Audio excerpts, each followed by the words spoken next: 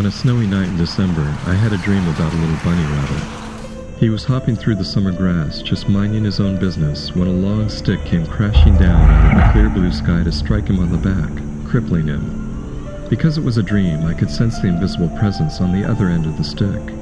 It felt remorse for striking the bunny, but now that the bunny was crippled, the presence knew that the most compassionate act would be to follow through and kill the creature. So the stick tilted up and smashed down on the bunny again. But the stick was only made of wood, and the earth beneath the bunny was soft and loamy, so the blow only landed with enough force to bloody him. Again, the stick rose up and smashed down, bloodying the bunny further. The invisible presence on the other end of the stick felt sickened. The next smack of the stick rolled the stunned bunny over onto his back. He raised his tiny bloody paws as if to ward off the next blow, and then he clasped those paws together as if in prayer. The stick came down again and again. I sensed the compassion, frustration, and deep sadness of the presence wielding the stick, and I thought to myself as I woke from the dream, that must be how it feels to be God. Poor little bunny. Poor God.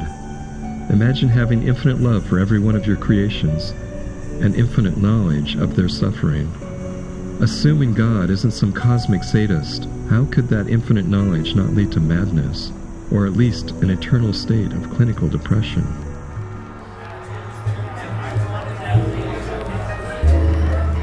The antinatalist philosopher David Benatar has suggested that we'd all be better off if no one ever had children again. He argues that life is so catastrophically screwed up and painful that we should stop having babies out of a sense of compassion. In his 2006 book titled Better Never to Have Been, The Harm of Coming into Existence, Benatar wrote, "While good people go to great lengths to spare their children from suffering, few of them seem to notice that the one and only guaranteed way to prevent all the suffering of their children is not to bring those babies into existence in the first place." The Latin American philosopher of negative ethics, Julio Cabrera, as opposed to the Miami mixologist Julio Cabrera, who appeared on the cover of GQ as America's most imaginative bartender, like Benatar, rejects the seesaw vision that the inevitable pains suffered in any given human life can be balanced with pleasures, as if life were considered as an item in a supermarket. Pain is structural, built into human life. We're dying from the moment we're born, whereas pleasure can be elusive and somewhat subjective. If your unthinking response to this goes something like, "Life is good and it only sucks that we have to die," then you're refusing to see that regretting having to die should be structurally identical to regretting being born, because it is not in our power to be born in a non-mortal way.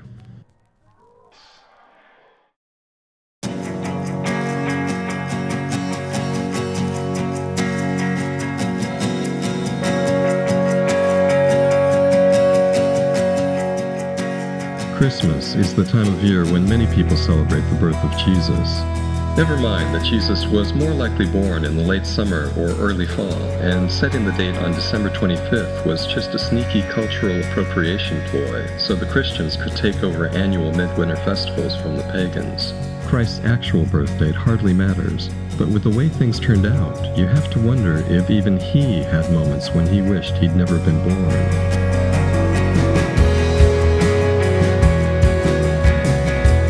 God didn't just crucify his only son. He crucifies all of us in his way. Look out, he's got a stick. No one escapes the stick of suffering.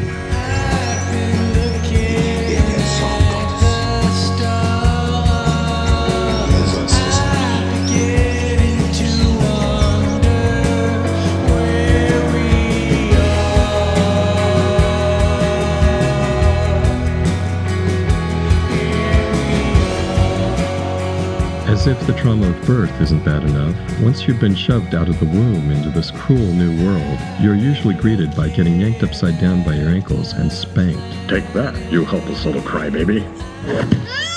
Then you're put in an incubator, isolated from human contact. Soon you'll have to submit to the degradations of diapers, pacifiers, vomity blankets, and fireproof footy pajamas with little yellow ducky heads on the collars. Later, you might find out you were born with some compromising genetic disease, like sickle cell anemia or severe asthma. Maybe, while you're still too young to object, you'll be circumcised or in some other way sexually molested. I'm sure you can extrapolate from there. Getting bullied at school. Allergies to pollen, penicillin, and cat dander. Having to work at some shit-sucking summer job. College loans. Car crash. Career setbacks. Marriage, divorce. Ocular herpes. Sinus infections. The indignities of aging. Cancer. Heart attack. Extortionary medical bills. Bankruptcy. A crippling stroke. And in the end, the great unknown of the grave, where we might finally get an answer to the question we've all found ourselves asking when things look their worst. What the fuck, God? I mean, really, what the fuck was that all about?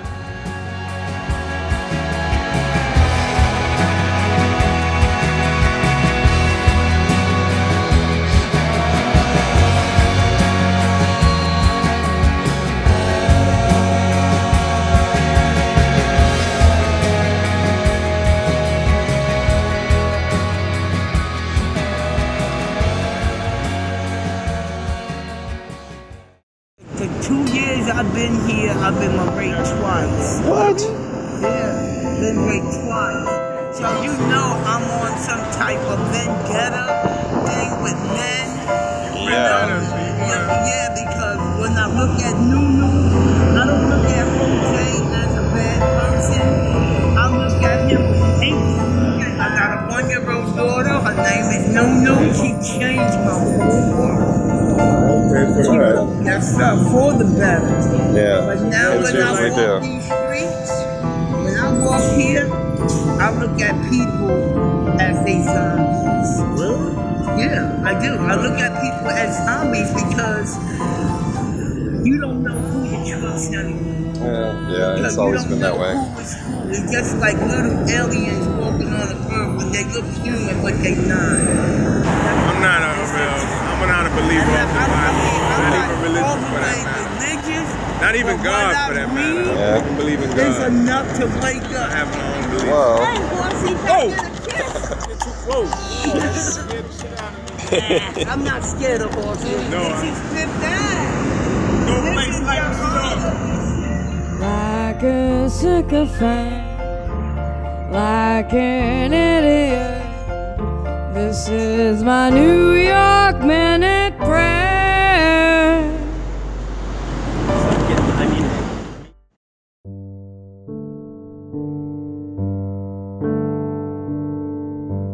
Julio Cabrera says it's impossible to defend the idea of a good God as our creator, and just as impossible to defend the idea of good procreating parents. That philosophical stance probably hasn't won him many fans at his local Latin American version of the PTA. According to Cabrera, if you're already unlucky enough to have been born due to the ethical short-sightedness of your mom and dad, then your first moral imperative should be not to procreate, in the sense of not placing anyone in the structural mortality of being, where they'll be forced to compete in a narrow space full of pain occupied by other human beings. Cabrera sees procreation as a selfish act of manipulation, sending unconsenting humans into harm's way, towards acts of aggression, towards illness, towards death, in a world where the scarcity of time and resources makes it just about impossible for anyone to consistently behave in a morally unambiguous way. Novelist David Foster Wallace was also considered something of a philosopher. In his Kenyon College commencement address, This is Water, he proposed that college should teach you how to become conscious and aware enough to choose what you pay attention to and to choose how you construct meaning from experience. According to Wallace, this is what the real, no bullshit value of your liberal arts education is supposed to be about. How to keep from going through your comfortable, prosperous, respectable adult life dead, unconscious, a slave to your head and to your natural default setting of being uniquely, completely, imperially alone. That sounds really great when he says it, but it seems obvious, to me at least, that Wallace still had a few details to work out in his personal philosophy if the Kenyon College Address was meant to be a guide to better living. His advice on how to stop being a slave to your own imperially alone head essentially boiled down to this: be kind to fat ladies in supermarket checkout lines and find something to worship. But the worshipping options that Wallace offered were every bit as bleak as anything written by Julio Cabrera or David Benatar. In the day-to-day trenches of adult life, there is actually no such thing as atheism. There is no such thing as not worshiping. Everybody worships. The only choice we get is what to worship. And a compelling reason for maybe choosing some sort of God or spiritual type thing to worship, be it JC or Allah, be it Yahweh or the Wiccan mother goddess or the Four Noble Truths or some inviolable set of ethical principles, is that pretty much anything else you worship will eat you alive. If you worship money and things, if they are where you tap real meaning in life, then you will never have enough. Never feel you have enough. It's the truth. Worship your own body and beauty and sexual allure, and you will always feel ugly. And when time and age start showing, you will die a million deaths before they finally plant you. Worship power, you will end up feeling weak and afraid, and you will need ever more power over others to numb you to your own fear. Worship your intellect, being seen as smart, you will end up feeling stupid, a fraud, always on the verge of being found out. Look, the insidious thing about these forms of worship is not that they're evil or sinful, it is that they are unconscious. They are default settings. They're the kind of worship you just gradually slip into day after day, getting more and more selective about what you see and how you measure value without ever being fully aware that that's what you're doing. And the so-called real world will not discourage you from operating on your default settings, because the so-called real world of men and money and power hums merrily along on the fuel of fear and anger and frustration and craving and the worship of self. Our own present culture has harnessed these forces in ways that have yielded extraordinary wealth and comfort and personal freedom. The freedom all to be lords of our own tiny skull-sized kingdoms, alone at the center of all creation. This kind of freedom has much to recommend it. But of course there are all different kinds of freedom, and the kind that is most precious you will not hear much talked about in the great outside world of wanting and achieving and displaying. The really important kind of freedom involves attention and awareness and discipline and being able truly to care about other people and to sacrifice for them over and over in myriad petty little unsexy ways every day. That is real freedom. That is being educated and understanding how to think. The alternative is unconsciousness, the default setting, the rat race, the constant gnawing sense of having had and lost some infinite thing. Wallace concluded with a rousing exhortation to the Kenyon College grads to stay conscious and alive in the adult world, day in and day out, which he admitted is unimaginably hard to do. In fact, for Wallace himself, it proved impossible. 3 years after that semi-smarmy commencement address, he hanged himself at the age of 46. Apparently, he was still a slave to his own head, after all.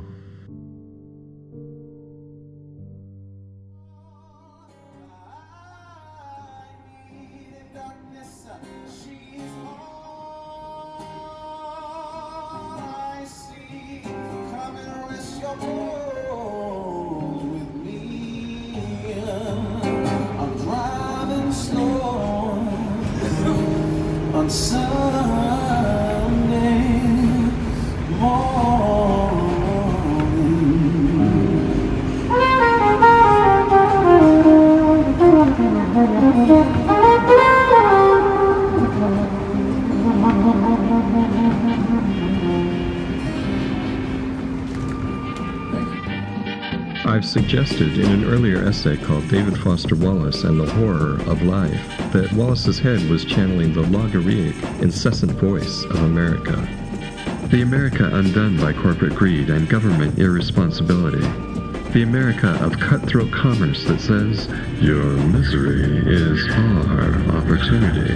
The America that spends U.S. tax dollars to put its own citizens under constant surveillance and makes them the most propagandized people on Earth. The America so in love with its own servitude that it exalts its billionaire betrayers and hates anyone who makes it think about things that can't be tweeted in 140 characters or less.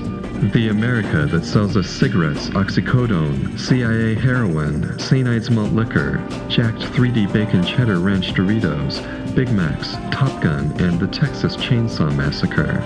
The America that miseducates its children because a nation full of ignorant, craven, subservient people is the kind of nation the oligarchs like best.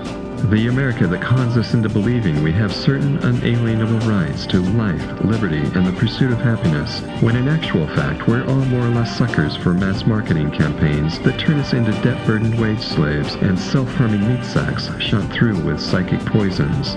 The America where someone like brainy Dave Wallace can mimic the voices of his inborn self-loathing circuitry and write a big fat book about junkie house burglars, suicidal sorority girls, stone solipsis, and a lethal form of entertainment known as infinite jest. And the great American hype machine will turn that depressing, somehow spiritually draining book into a bestseller on every high IQ kid's reading list.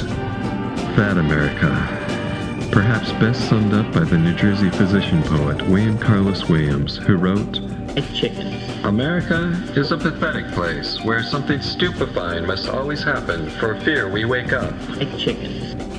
Another essayist, the psychoanalyst Timothy Lacan, has theorized that Wallace was incapable of defending himself against the incessant voice of America, and that was his whole problem.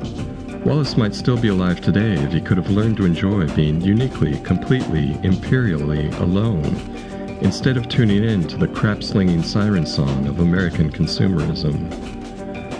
You might call it the spectacle if you're familiar with the situation's text of Keep It Warm. But how do we tune out the spectacle? Is there a trick to isolating ourselves from all the corporate media propaganda, the billionaire-serving lies and never-ending manufactured desires that dominate everyday American life? How do we proceed once we've started waking up to the so-called real world's unreality? Is there a salvific art to being imperially alone? I've been working on an answer to that. Obviously, the first step is to become aware of the sea of falsities we're swimming in, courtesy of the global military-industrial media intelligence complex and its billionaire overseers. As Gurdjieff was so fond of saying, if a man in prison has any chance of escaping, the first thing he has to do is realize he's in prison. So long as he thinks he's free, he's totally screwed.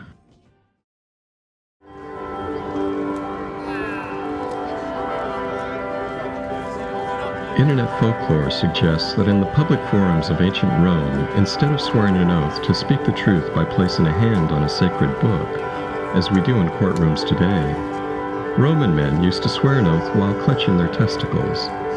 Hence the word testify, which originates from the Latin word testis. Supposedly, if their sworn public statements were later proven false, the liar's testicles would be hacked off and thrown to a pack of hungry dogs waiting around, hoping for snacks. This sounds hilarious and brutally effective if you want to cut down on lying in your society, but there's some passionate online debate as to whether or not it ever really happened. Fuck you, Snopes, I want this to be true. Imagine if we could implement that system of justice now. There'd be a whole lot of bankers and politicians walking around without their dangling nutsacks, which might eventually solve a few of our problems by winnowing thieving scumbags and interspecies predators from the human gene pool. If nothing else, it'd be great fun to watch Senate Majority Leader Mitch McConnell's balls being fed to a pack of ravenous schnauzers.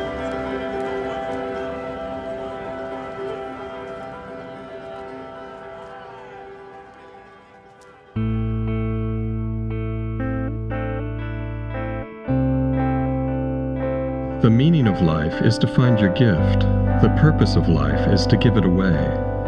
That popular Pinterest quote would have been easy enough for Picasso to say, although the attribution is dubious. Picasso was richly rewarded for finding his gift. He never had to give anything away. He could always get paid. Like Jonathan Richman saying, Pablo Picasso never got called an asshole. Not in New York. But what if no one's interested in your particular gift? What if your way of thinking runs counter to the way the world's wealthy elite exploiters want you to think? Throughout human history, those elite exploiters have bought up every new form of media as it's come along. First print, then movies, then radio and television, and now the internet. They've used the media conglomerates they own to advance public narratives that would be favorable to their interests and help tighten their choking grip on our minds, our finances, and our political systems. And they did it all without ever even once having to swear on their testicles that they were telling us the truth. The internet almost got away from them. For a while there, it seemed like information wanted to be free. Everyone was sharing ideas on a huge scale and quite openly, without those ideas first being subjected to the censorship and spin of the power elite. That had never happened before. Not really. But then, like cattle, we were herded into plutocrat-owned media pens, like Facebook, LinkedIn, and Twitter, where the information we were fed via algorithms would be easier to control. Our privacy was invaded by rapacious digital superstates, as WikiLeaks editor-in-chief Julian Assange has called them, like Google and Amazon, that use the internet to mine us for personal data, while deploying a soft fascism with their search engines, telling us what to think, and where to go for more of what they want us to think, or buy. Then smartphones came along, those GPS-tracked handcuffs of the future, as Thomas Pynchon has called them. What they dream about at the Pentagon, worldwide martial law. So yeah, the internet could have democratized the masses by ramping up their own narrative-generating power to counter the lies and propaganda of the world's power elite. Instead, it's fast becoming the most powerful tool in the power elite's arsenal for discourse control. Journalist Caitlin Johnstone reports that due to a recent shift in Google's evaluation methods, traffic to left-leaning and anti-establishment websites has plummeted, with sites like WikiLeaks, Alternet, Counterpunch, Global Research, Consortium News, Truthout, and WSWS losing up to 70% of the views they were getting prior to the changes. In an article describing how Jeff Bezos and the Washington Post are in the vanguard of a propaganda assault against the American people, journalist Glenn Greenwald observed that anyone dissenting or even expressing skepticism about their deeply self-serving Russian narrative is the target of coordinated and potent smears. Skepticism is literally equated with treason, and the converse is equally true. Those who disseminate claims and stories that bolster this narrative, no matter how divorced from reason and evidence they are, receive an array of benefits and rewards. That the story ends up being completely discredited matters little. The damage is done and the benefits received. Lee Camp, the host of the weekly comedy news show Redacted Tonight, went off on a rant that addressed some of these same themes, beginning with censorship on Twitter. Twitter went in front of Congress and proudly swore that they had suppressed 50% of all tweets about the DNC leaks during the election. The DNC leaks were real emails, mind you, real emails that showed corruption in the DNC, in the Clinton campaign, everywhere. And Twitter is proudly going in front of Congress and saying, hey, we're not letting you talk about the corruption in our government. How dare you, motherfuckers? Lastly, I want to talk about the suppression that I'm dealing with at my TV show, Redacted Tonight. But really, it's not just my show. It's all anti-establishment outlets such as Truth Dig, Truth Out, Democracy Now!, Alternet, even outlets on the other side of things, libertarian outlets that are willing to actually question what the fuck is going on in our world. Now, the suppression is insane. I mean, they're unsubscribing people from our accounts on Facebook, Twitter, YouTube. The Google algorithm won't even show our posts to people sometimes. Sometimes people can see the post, but there's no share button. There's just literally no way to share it. It's missing. This is a regular occurrence we're dealing with, and yet we're still here, motherfucker. We're not going anywhere, all right? Meanwhile, the corporate media has the nerve to go after RT America, sometimes my show directly. NPR attacked me, the New York Times attacked me, and you want to know why they want to know, some of you have asked me why an American in America, talking about American news, am on RT America, a Russian-funded outlet, because, and here's why, It's literally the only channel in America that lets me say what I want and will let me talk about things like the massive weapons contractors, Raytheon, Lockheed Martin, Boeing, making billions off of the murder of innocent people around the world, the oil companies' destruction of our planet, BP, Exxon, Chevron, Shell, the acidification of the oceans, the incredible harm of factory farming, the exit poll gate and the rigging of the Democratic primary election, the U.S.-backed genocide in Yemen, interstate cross-check, the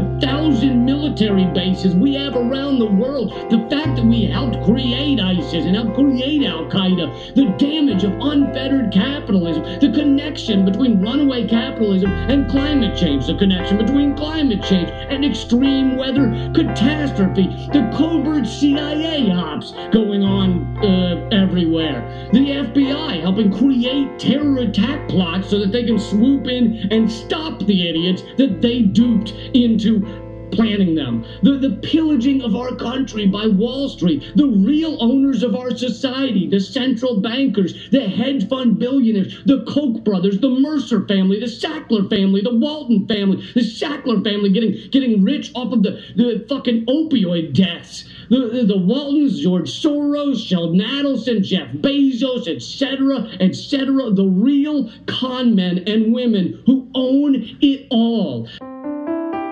In this upside-down world of ours, the people who are most conspicuously rewarded are those who seem least deserving of rewards. The warmongering beneficiaries of the deep state, the mercenary saboteurs of democracy in Washington, the loudmouth TV pundits spreading their soul-destroying bullshit on the evening news, the billionaire hedge fund managers and Fortune 500 CEOs who pay a lower tax rate on their income than secretaries and school teachers.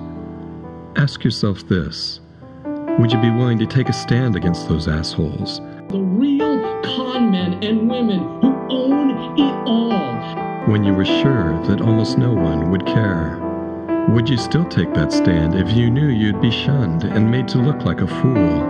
Would you take that stand even if it might jeopardize your career and compromise your ability to earn a living? Would you do it if you thought there was a good chance you might just end up broke and alone?